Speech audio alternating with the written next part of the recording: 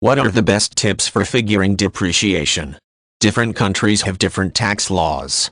When figuring depreciation, the taxpayer needs to comply with the tax laws of the country to whom taxes may be owed. In the United States, all property purchased for the production of income can either be expensed or depreciated.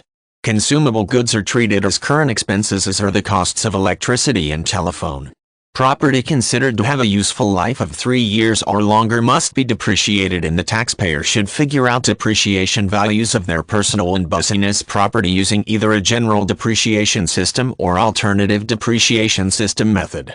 In the U.S., depreciable property life has been codified, and it is possible to find out what the tax allowed life of an asset is.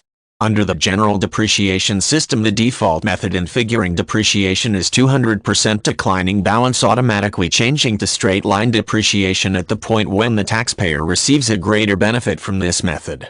A taxpayer may at the outset elect either 150% declining balance or straight-line depreciation rather than 200% declining balance.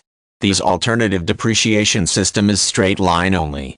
When preparing to make a tax election on newly purchased property under US tax law jurisdictions and figuring depreciation, the first step is to find out the class life for the property. The second step is for the taxpayer to look at his business plan. Any expected changes in cash flow that the taxpayer's business will generate are the critical issue.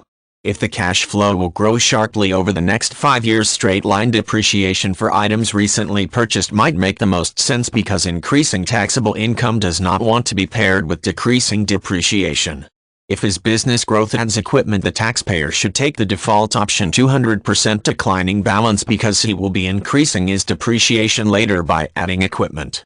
In the U.S., farmers have a more complex set of calculations than most ordinary office-oriented businesses. When figuring depreciation, the farmer will routinely have property with different depreciation values and timelines. Like office-oriented businesses, most farmers have 5-year property including automobiles, computers, and copiers, as well as 7-year property including tractors and combines.